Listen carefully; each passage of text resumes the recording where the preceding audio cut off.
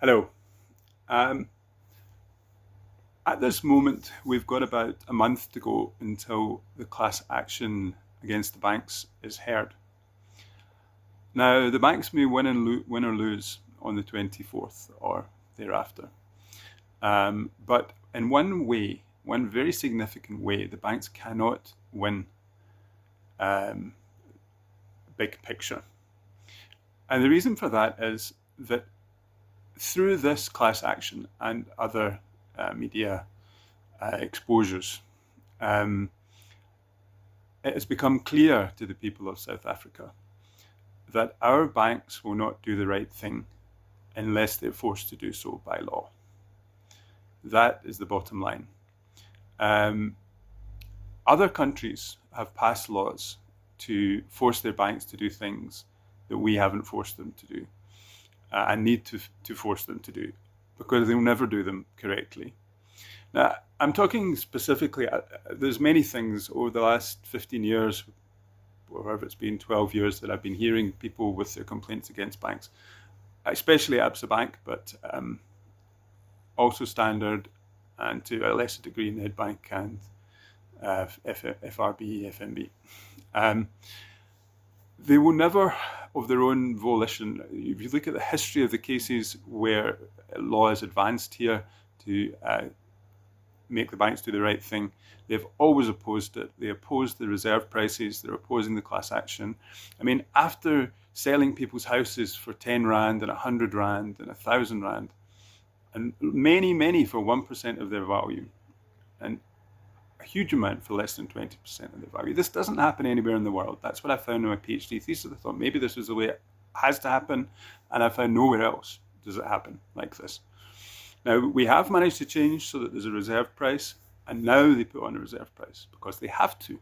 Before that, they fought for years with me, particularly, arguing in court that it wasn't unconstitutional to not have a reserve price. And they never did anything else. They never took any other moves to try and maybe sell through an estate agent. They do before judgment, but not after judgment. They've got your help yourselves and stuff. Once they've got a judgment, they take it to the sheriff.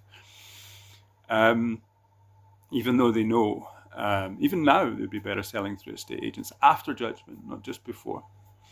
And so there needs to be legislation.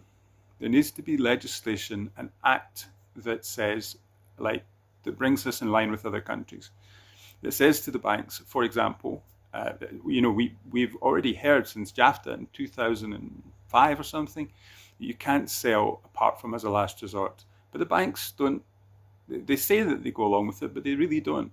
They haven't thought about it properly. They put it through their system. They say, well, if we think it's, they've probably cut down a bit on how many they sell. They've got different systems than they used to have, but they don't go to the extent of the actual order of the Constitutional Court that says you can't sell it apart from as a last resort. So think of, for example, when there's the person can now afford to pay. So maybe they lost their job, now they've got a new job. The business went down, now it's doing well. In most countries of the world, or at least the ones that I've studied, it's not allowed to sell the house when that occurs. Now, Britain or England sorted this out in 1970. They passed legislation about this, and there was a case called Cheltenham and Gloucester after that, which really brought the matter clarity. And we, 50 years later, still haven't got this right. We are still allowing our banks to sell people's houses when it's not a last resort because they've got money to pay. But they don't see it that way, the banks. I see people regularly when they're trying to sell their house or car under these circumstances where they can afford to pay. So we need an act that takes, that's just one example, that takes people, that goes through all the things that the banks do wrong. And I can certainly assist with that. People now know after the class action that, if banks don't see, if they've sold somebody's house for 10 Rand, that was something wrong with that, then they don't know how to do what's right. They're not prepared to do what's right. They'll fight it for 5 years rather than say, oh yeah, that we did make a mistake there. We're sorry. and we're offering you this compensation. Now, the compensation they might have offered might not have been enough, but people would probably have accepted it, because, it's 20 years before the house was sold. And, if the banks had even offered them a tenth or 30% of what they lost, people would probably have taken it with open arms.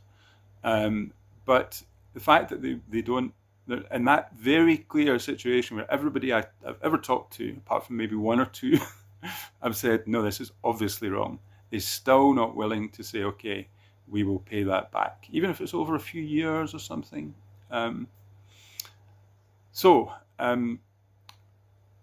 Quite apart from the class action, separate from the class action, what everyone must do is to talk to their MP, write to the government, write to the office of the presidency, and say, we would like a new act. And you can say that I'll assist, to make clear, to bring some rationale, to bring some justice. Banks, if they've got an act, they will tend to follow it. They'll oppose it. They'll say, no, this is terrible. We can't have this. But let's just bring ourselves in line with the rest of the world. Let's just do what America does, what France does, what Britain does. And it doesn't have to be first world, like what Malaysia does, what Ghana does. Ghana has an 80% minimum of the price. You can't sell a property for less than 80% of the price. So they're still ahead of us. We're now selling with the reserve prices apparently for about 50 to 70% of the value. So let's have some laws about let's give the sheriff the resources to sell properties through the estate agency system and not just through his own auction. Let's give them ability to have an online system for people to bid for properties not on the day but a week before, and for that all to be transparent to everybody so we can see all the prices, and it's not apparently there's people at sheriff's auctions sometimes threatening people with death if they bid on a property and stuff. We need to get out of that kind of corruption. I've heard that from a number of people. So we need to rationalize our system. We need to have the best practices in the world, and we need to do that through an act of parliament.